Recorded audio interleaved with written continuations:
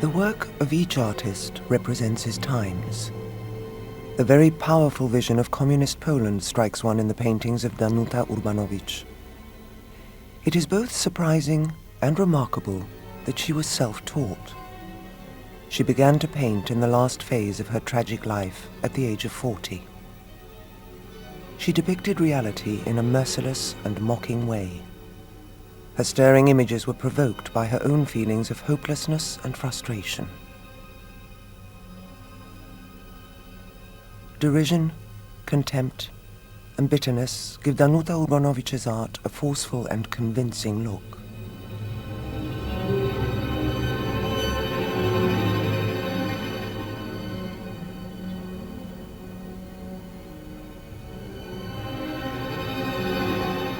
In her final escape from reality, she flees into an imaginary world, portraying herself as the Queen of Poland from the great Jagiellonian dynasty.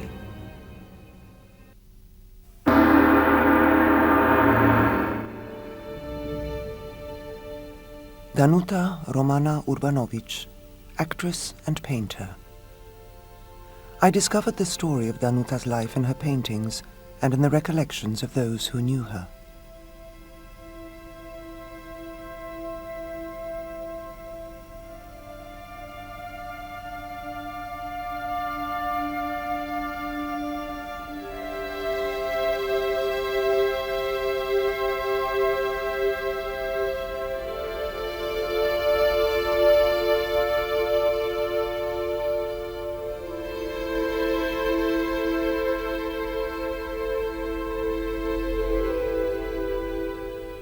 Danuta Romana Urbanowicz was born in Wilno in 1926.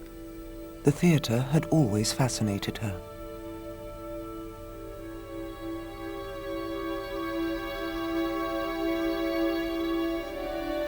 Her brother Richard remembered that she play-acted from early childhood. Once he dressed her up as a beggar.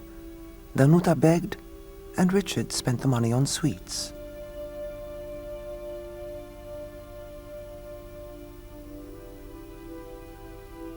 He remembered that during the war, Danuta sold their father's shoes to buy herself some perfume. A girl from Wilno who knew Danuta as a teenager described her as dreamy, aloof, and a bit scruffy. After the war, her family moved to Poland as Wilno was annexed by the Soviet Union. In 1949, Danuta completed her dramatic training with distinction and immediately joined one of the leading Warsaw theatres. She married in 1951. Włodzimierz was a philosophy graduate, several years her senior, an eccentric and a bore. He refused to go to work, spent days playing patience, and became more and more of a recluse. When she eventually threw him out, he moved in with another woman, but he would constantly visit Danuta and complain that he did not like his new partner. Danuta had an enchanting smile. She would use it to charm people, but beneath this mask, she was cold and mistrusting. Dear Miss Danuta, we're very sorry if this letter is rather too bold, but we did like you and your singing so much, and after those few songs you became very dear to us. We're so completely enchanted by your beauty and your voice that we have no regrets at all about skipping classes in order to see you, although exams are hanging over our heads. Forgive our awkward style in this hurried letter, but it is the best proof of our honest admiration. We're so grateful to you for visiting our town. Do please come more often. We send you our best wishes, love and greetings and thanks. Girls from the high school in Ostruda. Irka, Anka, Zofia. Wszyscy jak my, objęci wpół, w kadrylu zaczarowanych kół. Naokoło moje wszystkie koleżanki koleżanki, studentki, panienki, wiśki, ziutki, bladzie, gienie, franie, jadzie, helenki, Irenki, przy nich Józek, Janek, Staszek, Poldek, Franek, mundury, figury, wężem naokoło, ach jak mi wesoło, wiatr mi wieje, w oczy mróz mi chłodzi czoło. Nic nas nie zatrzyma, wszystko przed oczyma, w brylantach, diamentach, lud się błyszczy ślisko, a na lodzie wszystko w holendrach, w zakrętach. Siwy mnie, mój miły, trzymaj z całej siły, puścisz mnie za chwilę, krok od razu zmylę i bez twej pomocy w lot spolędzę w lot, zniknę na zawsze już. Danuta had a wonderful voice. Her family thought that she should be a singer. She believed feverishly in the power of theatre and the special role of poetry. She was so enthusiastic about it that her zeal was almost pathetic. This is what she wrote about acting. An actor must be in constant conflict with himself. Poetry is the most wonderful nutrition for the actor. It feeds him with passion, with feelings. It develops the necessary emotional capacity. I have been working at enormous length on the great improvisation by Mickiewicz and Hamlet's soliloquy. Though some insist that this material is suitable only for male actors.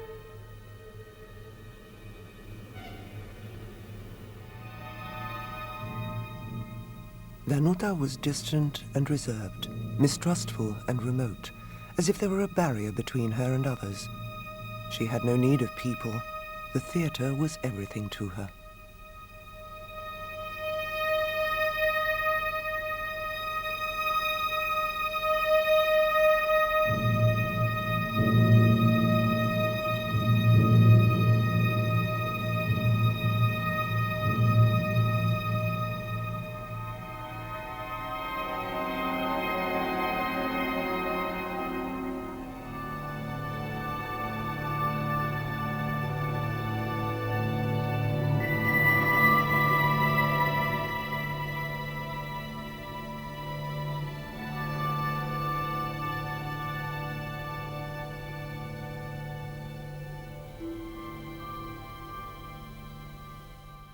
What if it tempt you toward the flood, or to the dreadful summit of the cliff that beetles o'er his base into the sea, and have assumed some of her horrible form which might deprive your sovereignty of reason and draw you into madness?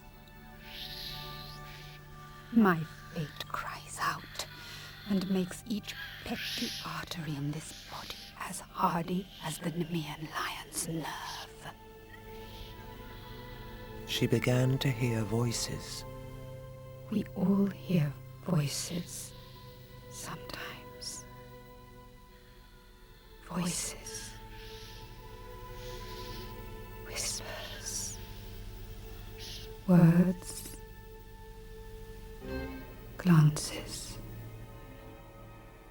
Methought I saw 1,000 fearful wrecks, 10,000 men that fish gnawed upon, wedges of gold, great ouches, heaps of pearls, inestimable stones, unvalued jewels, all scattered in the bottom of the sea.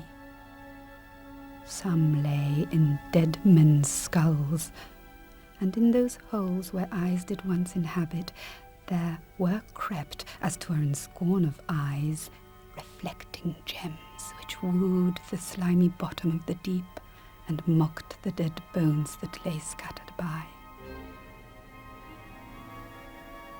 Nor heaven nor earth have been at peace tonight. A lioness hath whelped in the street. Graves have yawned and yielded up their dead, and ghosts did shriek and squeal about the streets. Cowards die many times before their deaths. The valiant never taste of death but once.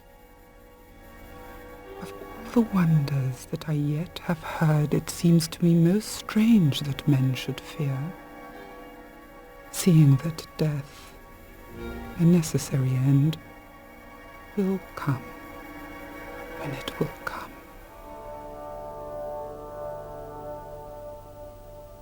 And then something happened that pushed her into madness.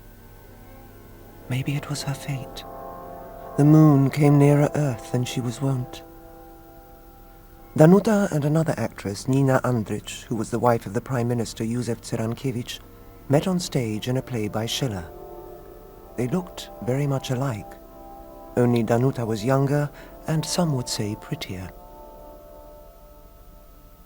My power is great, my vengeance terrible. As surely as there is a God, your doom is sealed.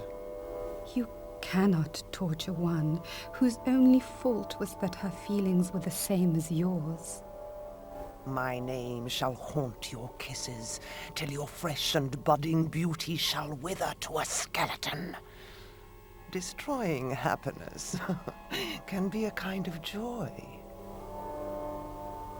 Between two hawks, which flies the higher pitch? Between two dogs, which has the deeper mouth? Between two blades, which bears the better temper?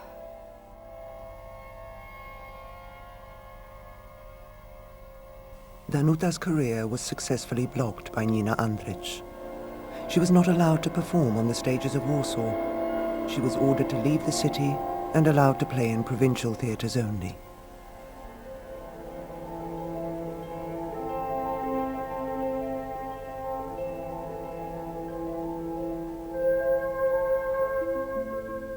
But Danuta wanted to be back in the capital. She sent letters of complaint to various ministries and people in high office.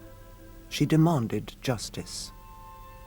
She obtained an audience with the Prime Minister himself, Józef Cyrankiewicz, the husband of her doppelganger. She is a woman, therefore may be wooed. She is a woman, therefore may be won. Serve your lust, shadowed from heaven's eye. Danuta met Cyrankiewicz for the first time in his ministerial office and later in his private flat.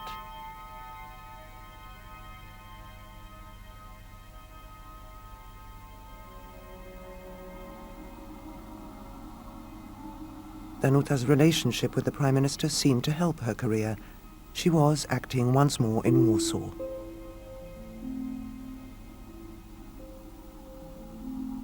But not for long. She then wrote a letter to Cyrankiewicz. Dearest Józef, I cannot reach you, this wall of secretaries. Having been lucky enough to have obtained your kind assistance in getting a position in the theatre, I must now inform you that though directors are willing to give me parts, they are thwarted by a ban on me. Is Nina's power so great that she can wreck my right to work? Does she have to be so vindictive and ruin my life for her own amusement? She gave this letter to Cyrankiewicz in a bouquet of flowers during a May Day parade. He never replied. Danuta Romana was naively stubborn. She was unable to renounce her dreams of a great career on the stage. She refused to accept that a shrewd, experienced politician such as Cyrankiewicz would not allow his career as a statesman to be tarnished by the obstinate, unreasonable behavior of an actress. Life becomes a tragedy when one overestimates one's true strength.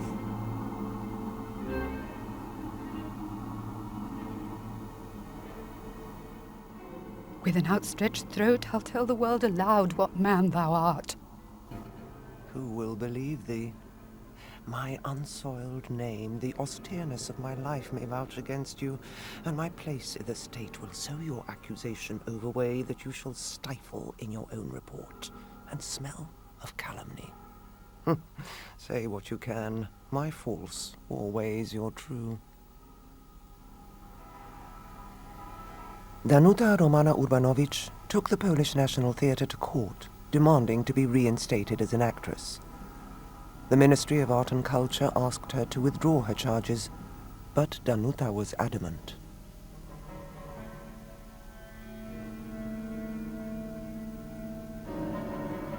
In one incident, she asked to be allowed to examine her dossier.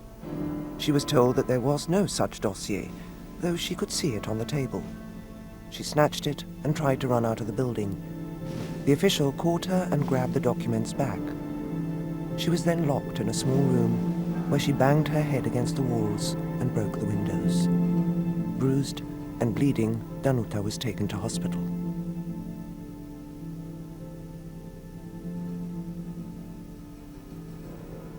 Danuta would not give up. She was hurtling into the abyss of self-destruction. Her private folders at home were becoming swollen with documents, affidavits, and appeals against judgments. One day, she disappeared. Her worried family was told by the caretaker that a couple of officers in civilian clothes had taken her away. She had been arrested. Danuta Urbanowicz is suspected of writing defamatory letters to private persons and institutions in Warsaw with the intention of undermining the confidence necessary for the proper functioning of the state. Also of accusing the Prime Minister Józef Cyrankiewicz of abusing his authority, of giving false promises, and of cheating. This was the explanation given by the authorities for Danuta's temporary arrest, which was followed by her confinement in a psychiatric hospital. Then, the whole matter was hushed up, and Danuta was granted a pension and compensation from the Ministry of Art and Culture.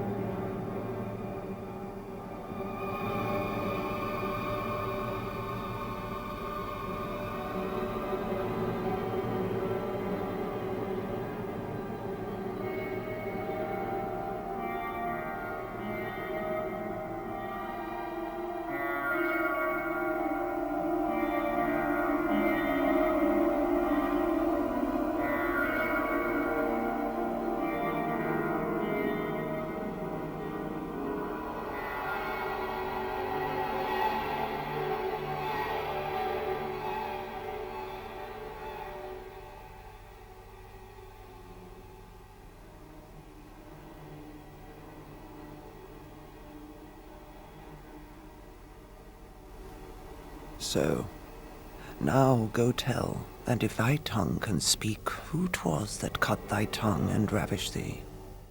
Write down thy mind, bewray thy meaning so, and if thy stumps will let thee, play the scribe.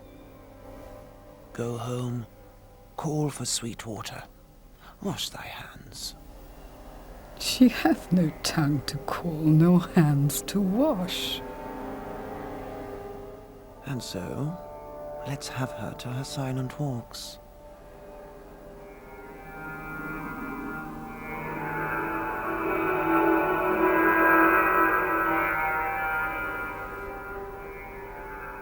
A year later, she was released from the psychiatric hospital. The only solution left to her was to escape. Danuta chose another galaxy, and it was then that she began to paint. There ensued a feverish hunt for paints, brushes, canvases, and for wood to make frames. There were dozens of paintings everywhere. She hung the canvases over a ladder in her little flat. She had started to live in an imaginary world. She conducted trials in outer space. Now she had become powerful and fearsome, and even the state prosecutor was afraid of her. She communicated with outer space by means of an ordinary telephone. She received cosmic messages conveyed by a special language of signs and signals from people whom she met in the street. When she read of the death of one of her persecutors, she was convinced it was she herself who had passed the death sentence. She was aided in this by the great intergalactic judge. There were traces of the plot against her in every painting.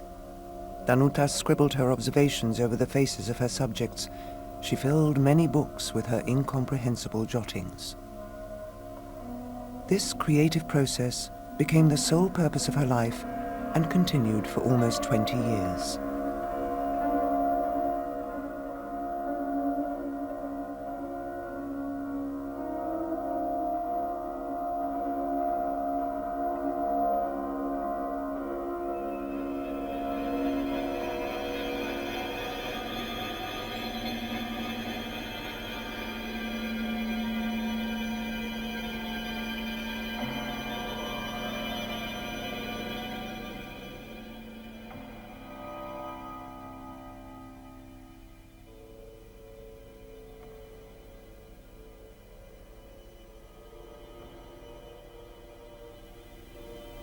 Danuta continually received news and messages from the cosmos.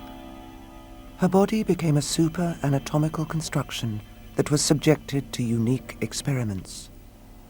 Now, she was surrounded by friends, protectors, and admirers.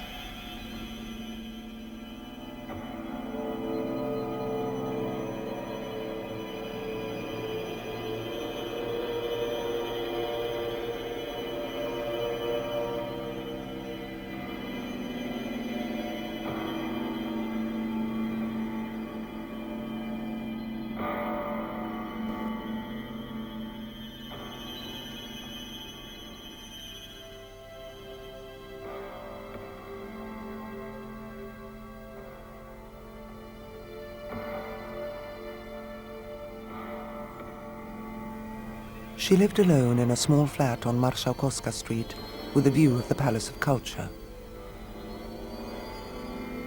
Her new life was full of splendor and glamour. She bestowed titles upon herself. She received intergalactic correspondence. An urgent telegram from outer space to Danuta Urbanowicz, the artist, the crown of creativity. We are very sorry for the delay in this matter of major scientific importance. We are obliged to construct our timetable around the storms on the planet globe and to take into account the anatomical and physiological structure of our stressed citizens. We are grateful for your cooperation and your phenomenal physique.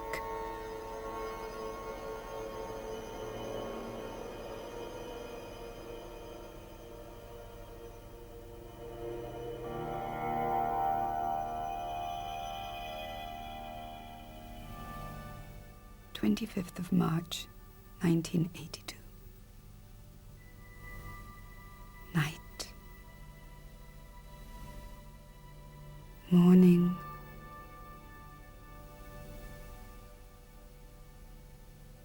Dawn.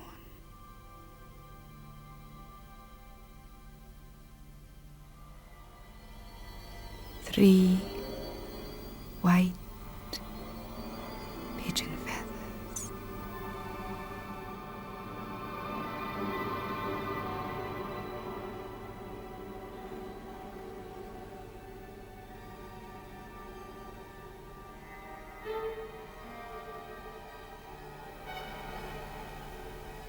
It was not always wonderful. It could also become terrifying when destructive and contradictory orders came from the cosmos. At these times, Danuta became unpredictable and dangerous to others. She was ruled by the forces of which we, ordinary mortals, have no inkling. There was to be no more indulgence. Everything was becoming extremely vengeful and menacing in this conspiracy. Nothing else was left but a return to the psychiatric hospital.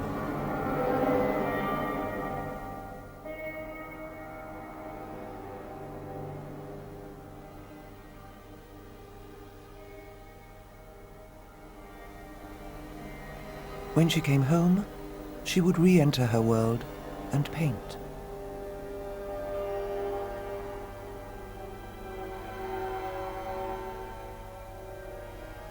She had become an obese woman, grey, with vacant eyes.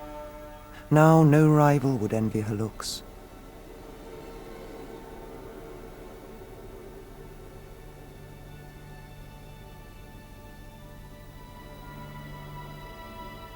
No one ever saw her paintings, which she hid under her bed. Only sometimes Teresa, her sister-in-law who cared for her, was allowed to have a glimpse of her work. She would let Teresa into her secrets, but seeing her lack of understanding, she eventually gave up. There she was, watching a magnificent film in full color under her eyelids, and Teresa would be muttering some absurd nonsense about bringing her an old black and white TV set. Or when she was about to sign a contract for the great starring role in a mega-galactic production, Teresa would ask whether she had enough bread, and what about potatoes?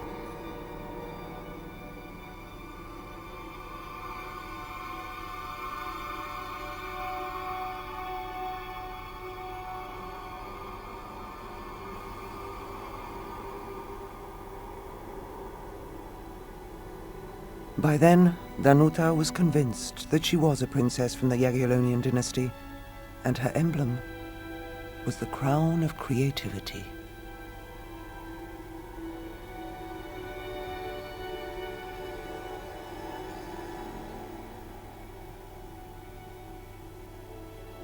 One day, due to some sort of degeneration of the joints, Danuta finally lost the use of her legs. Her sister-in-law became distressed and worried, but Danuta knew it was the great anatomical constructor performing important experiments on her body.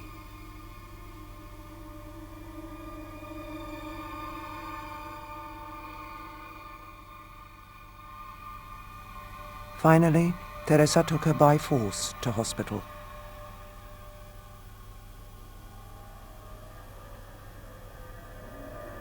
In hospital, she caught a cold and started to cough. Everybody coughed in the hospital, but Danuta was convinced that her cough was special. Don't you hear that this cough is different? Are you deaf?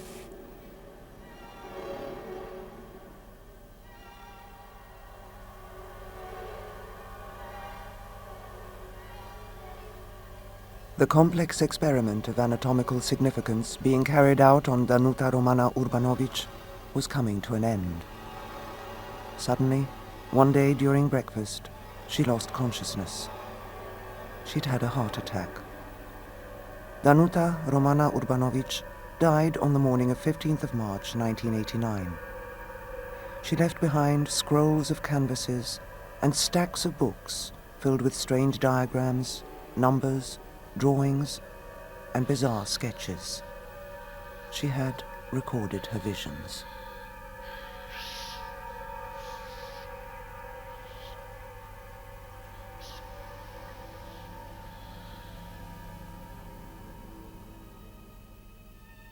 That skull had a tongue and could sing once.